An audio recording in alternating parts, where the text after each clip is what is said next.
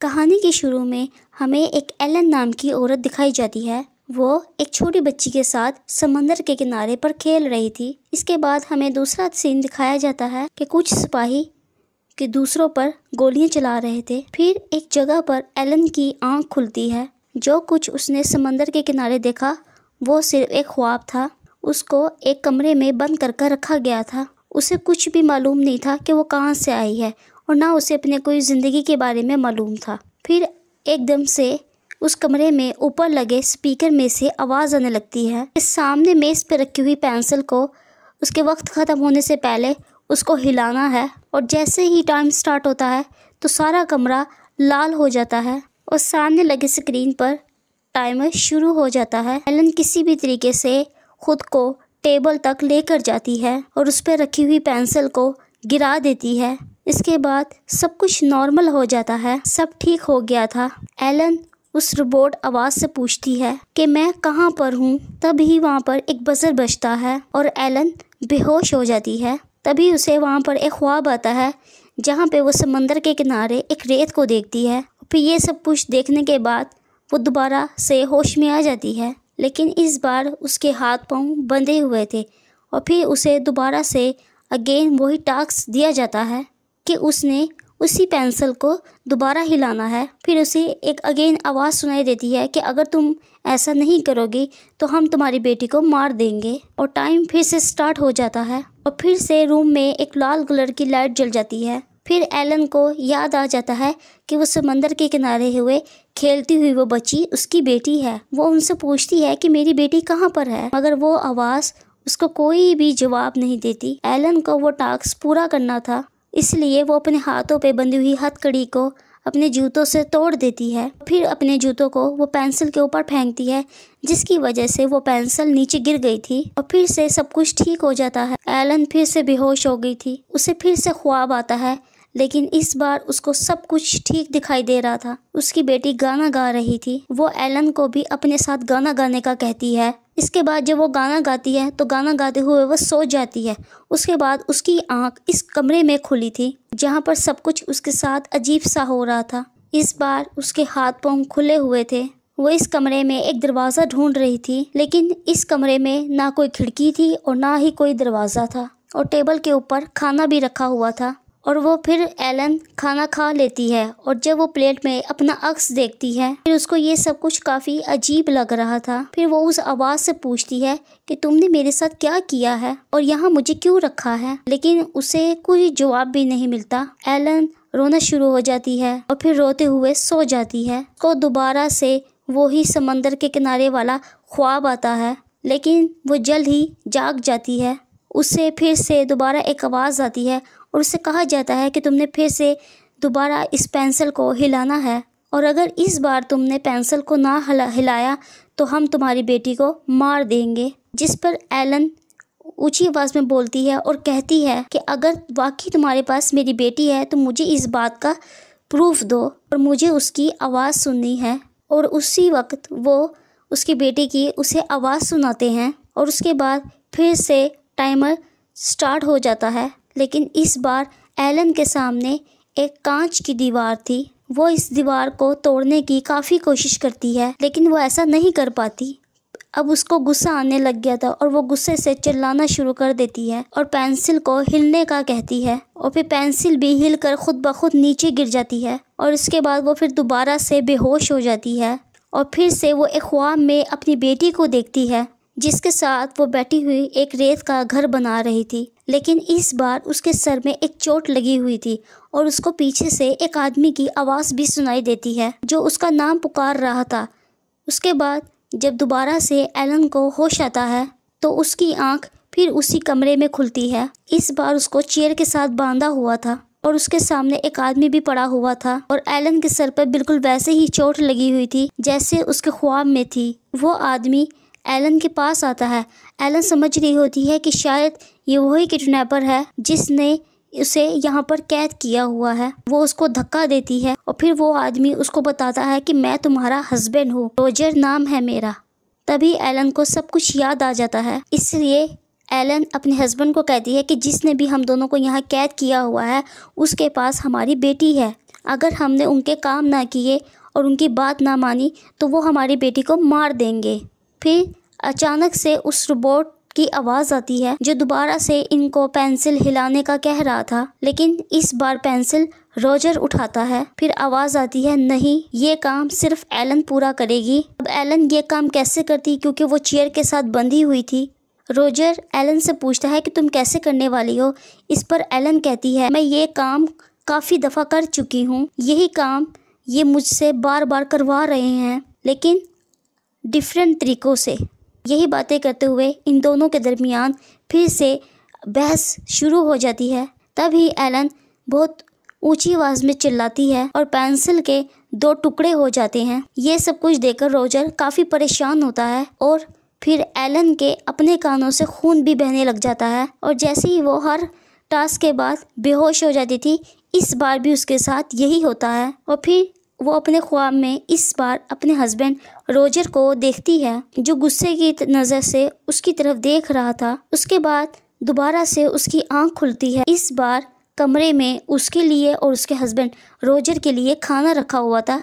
ये खाना बहुत अजीब व गरीब था। रोजर अपनी वाइफ एलन को कहता है कि मुझे लगता है कि तुम्हारे पास कोई ख़ास शक्ति है, तुम्हारे पास कोई ताकत है कि तुम्हें याद है जब तुम मुझ पर गुस्सा होती थी, जब मुझसे लड़ती थी, तुम्हारे चीखने पर, तुम्हारे बोलने पर हमारी घर की चीज़ें टूट जाया करती थी। तुम्हारे अंदर ज़रूर कुछ स्पेशल बात है। इसके बाद रोजर एलन को पीने के लिए पानी देता है और फिर वो ज़मीन पर लेट जाती है। रोजर उससे पूछता है कि तुम्हें कुछ याद है, लेकिन वो उसे कुछ भी नहीं बताती। और जब वो उसके लिए खाना लाता है तो एलन उस पर चिल्लाती है तो रोजर के हाथ से खाना दूर जाकर गिरता है। रोजर भी काफ़ी हैरान था और तभी दोबारा से उसकी आंख लग जाती है और वो फिर ख्वाब में देखती है जिसमें उसकी बेटी उससे कह रही थी, अब बार बार कहाँ चली जाती हैं। वो अपनी बेटी से कहती है कि मैं अब कहीं नहीं जाऊंगी और तुम्हारे साथ ही रहूंगी, लेकिन इस बार उसकी बेटी गायब हो जाती है। वो उसको आवाज़ें देती है, उसे बुला रही थी, लेकिन उसे अपनी बेटी कहीं नहीं दिखाई देती।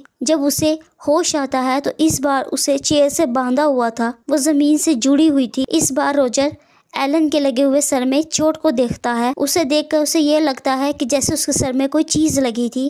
तभी दोबारा से आवाज़ सुनाई देती है उन्हें।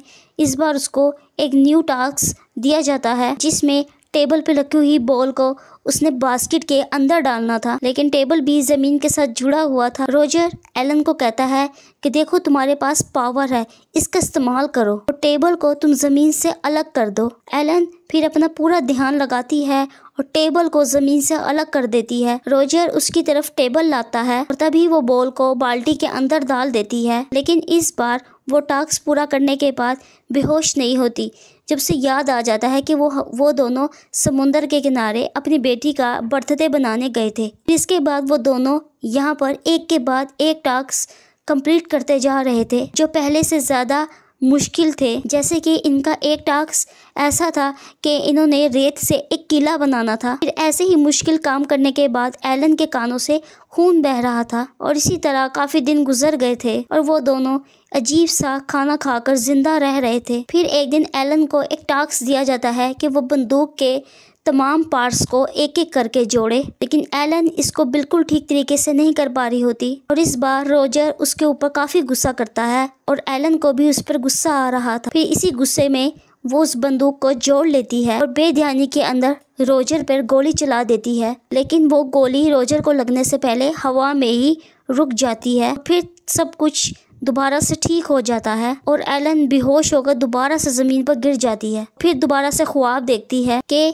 उसकी बेटी ने रेत से एक किला बना दिया था, लेकिन रोजर ने यहाँ आकर उसको ख़राब कर दिया था और फिर कहता है कि मुझसे गलती हो गई।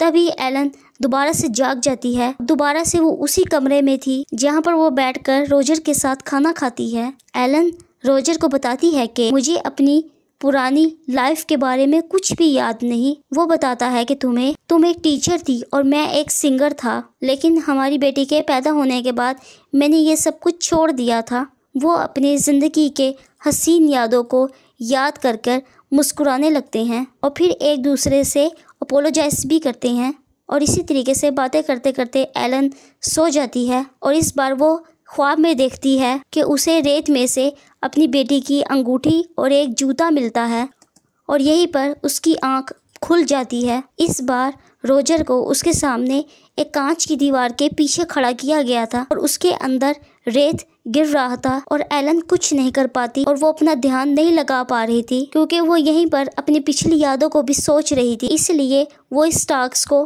पूरा नहीं कर पाती और देखते ही देखते रोजर उस रेत में दफन हो जाता है। जिसके बाद आवाज़ आती है, तुमने अपना टास्क कंप्लीट नहीं किया। एलन को बहुत गुस्सा आ रहा था और गुस्से में जब वो बोलती है तेज़ आवाज़ में तो वो उस स्पीकर को भी तोड़ देती है जिससे उसे आवाज़ें सुनाई दे रही थी। तभी उसी दौरान उधर एक दरवाज़ा खुलता है जिसमें से 3 सिपाही अंदर की तरफ आते हैं, लेकिन एलन अपनी ताकतों की वजह से उन तीनों सिपाहियों को भी मार देती है। फिर यहाँ से बाहर आती है और वो देखती है कि उसने 298 टास्क कंप्लीट किए थे और तभी वहाँ पर बहुत से और भी सोल्जर्स आ जाते हैं, लेकिन इस बार एलन अपने पावर्स को ठीक तरीके से इस्तेमाल करना सीख चुकी थी और वो उन सभी तमाम सोल्जर्स को मार देती है। और जब वो बाहर आती है तो उसे सामने 3 दरवाजे नजर आते हैं और उधर ही उसको रोजर भी नजर आता है। तब जब ये उसके पास जाती है तो वो इसको बताता है और वो एक दरवाजे की तरफ इशारा भी करता है। जब एलन दरवाजे को खोलती है तो उसमें रोजर जैसा ही हम शक्ल बाहर आता है। फिर उधर और भी सोल्जर्स आ गए थे, वो भी सभी एक ही शक्ल के सोल्जर्स थे और एलन उन्हें भी मार देती है। और फिर वो एक रूम में जाती है जहाँ उसे रोबोट की आवाज़ सुनाई दे रही थी कि तुम्हारी बेटी मर चुकी है। ये सब कुछ सुनकर एलन अपने कंट्रोल से बाहर हो जाती है और बहुत ऊंची आवाज़ में चिल्लाना शुरू कर देती है। वो लोग जिन्होंने इसे किडनैप किया था इसके पीछे लगी हुई डिवाइस को वो ऑफ कर देते हैं जो यादें मिटाया करती थी। वो जो इसके सर के पीछे एक चोट लगी हुई थी वो दरअसल एक डिवाइस थी जो उसके दिमाग में फिट की हुई थी। यहाँ पर एलन को सब कुछ याद आ जाता है कि उसकी बेटी का बर्थडे था। वो सब मिलकर समंदर के किनारे सैर करने गए थे और इसी दौरान उन दोनों रोजर और एलन के बीच में लड़ाई हो गई थी और गुस्से में रोजर ने उसके मुंह पर हाथ उठाया था और इसी वजह से वो गुस्से से चिल्लाना शुरू हो गई और इसी ऊंची आवाज़ के चिल्लाने की वजह से रोजर और उसकी बेटी की मौत हो चुकी थी। अपनी फैमिली की मौत की वजह वो खुद थी और ऐसे ही एलन के पास कुछ खास पावरें थी। वो आवाज़ उसको ये भी बताती है कि तुमने जितनी भी टास्क किए ये सब तुम्हारी पावरों का एक टेस्ट था। तुम्हारे सामने एक दरवाज़ा है जिसके अंदर जाने के बाद तुम सब कुछ भूल जाओगी। पर एलन कहती है कि मैं अपने हस्बैंड और बेटी की यादों में रहना चाहती हूँ, मैं ये सारे टास्क फिर से करूँगी। फिर एलन को दोबारा से वही ख्वाब आते हैं और फिर से उसकी आंख उसी कमरे में खुलती है, लेकिन पहले का उसको कुछ भी याद नहीं था और फिर से उसको वही पेंसिल हिलाने का टास्क दिया जाता है। मूवी की आखिर में हमें बताया जाता है कि एलन यहाँ पर क्यों थी और ये आवाज़ किसकी थी। ये जगह खुफिया ऑर्गेनाइजेशन थी। इन्हें ये जब पता चला कि जब एलन ने अपनी पावर से अपनी फैमिली को मार दिया, इसके बाद ये लोग इसको यहाँ पर ले आए थे ताकि वो यहाँ पर रहकर अपने पावर्स को कंट्रोल कर पाए और आगे इसकी वजह से उसकी ज़िंदगी में कोई नुकसान ना हो और उसके आसपास के लोगों को एलन की वजह से कोई तकलीफ़ ना हो। और इसके साथ हमारी मूवी एंड हो जाती है। और वीडियो के लिए हमारे चैनल को लाइक और सब्सक्राइब करें।